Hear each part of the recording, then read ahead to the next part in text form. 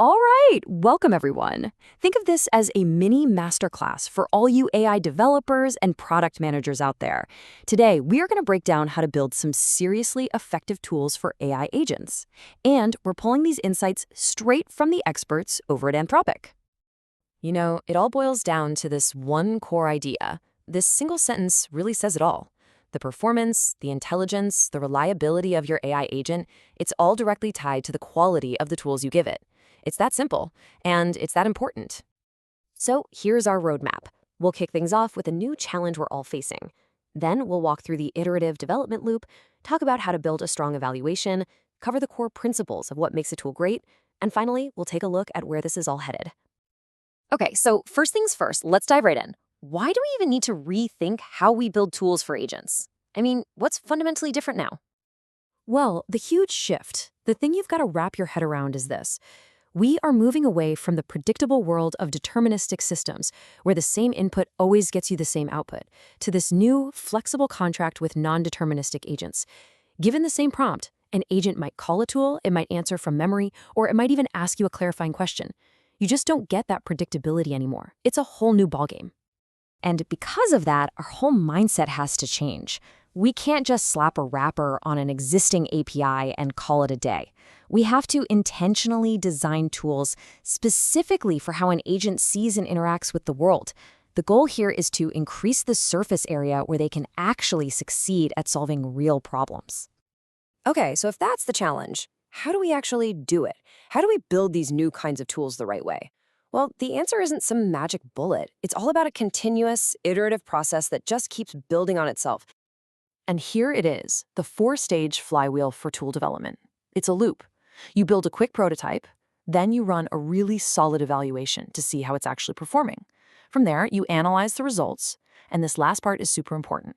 You collaborate with an AI like Claude to help you refactor and improve everything. And then, you just do it all over again. All right, let's really dig into that evaluation piece because honestly, this is the engine for all your improvement. If you get this right, you'll find the biggest opportunities to make your agent way, way better. Just look at the difference here. On the left, you've got these weak, kind of one-off tasks, simple commands. But the stuff on the right, that's your goal. These are strong evaluation tasks. They're complex, they look like real-world problems, and they often force the agent to use multiple tools. That's how you really put your system to the test. And listen, you can't just track whether it got the answer right or wrong. You need a whole dashboard of metrics to really understand what's happening. How long did the whole thing take? How many different tools did it have to call? How many tokens did it burn through? And maybe most importantly, where did it mess up? Every single one of these numbers is telling you a piece of the story. And here's a pro tip, a really powerful technique. When you're running these evaluations, don't just ask for the final answer. You have to instruct the agent to actually explain its reasoning, to show you its chain of thought. This feedback is absolute gold. It's how you see why an agent got stuck, and it reveals these subtle problems in your tools that you would just never spot otherwise. Okay, so let's say you've got this evaluation loop spinning. What comes out of it? Well, through this exact process, Anthropic figured out some key principles for writing tools that are not just okay, but genuinely amazing. This is really the secret sauce. First things first, consolidate your tools. Look, instead of making a ton of tiny granular tools that are basically just one-to-one wrappers for single API calls, you got to think about the actual workflow. So, for example, instead of 3 separate calls to get user info, meeting notes, and project docs, just build one powerful, high-impact tool like compile customer brief. It's just so much more intuitive for the agent to use.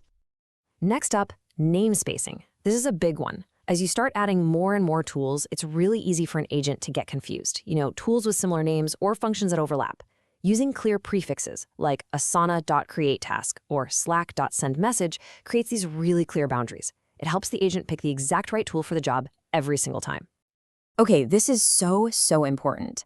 An agent's context window is precious real estate. So don't waste it by feeding it these cryptic, low-signal IDs that it can't understand. What you want to do is return high-signal, human-readable information, stuff like channel names and usernames. This gives the agent context it can actually reason with. And, you know, this idea goes beyond just the quality of the context. It's also about the quantity. Let's take this detailed response from a Slack tool. It's got good info for sure, but man, it's verbose. Yeah, it actually comes in at 206 tokens. Now, that might not sound like a lot, but for a single tool call, that's a pretty big chunk of your context window gone. But check this out. Here's a really clever way to optimize this. By adding a simple little parameter, something like response format, you give the agent the power to ask for just the essential info when that's all it really needs. And what's the result? Boom, that same response is now down to just 72 tokens. That's a reduction of over 65%. Think about all the valuable context you just freed up for more complex thinking. All right, last principle, and it's a big one: errors. An error message should never, ever be a dead end. Just look at the difference here. The unhelpful error on the left, it basically just says, nope, you're wrong. But the helpful error on the right, that's a guide. It explains why it's wrong and even gives an example of the right format. It actually turns a failure into a chance for the agent to learn and self-correct. So when you put all this together, where is it all going? I mean, what's the future here? It's not about building a set of tools and then you're done. It's really about building a future where our tools and our agents are constantly evolving together. So if there's one thing you take away from this today, let it be this: a systematic, evaluation-driven approach is what truly separates the good tools from the great ones.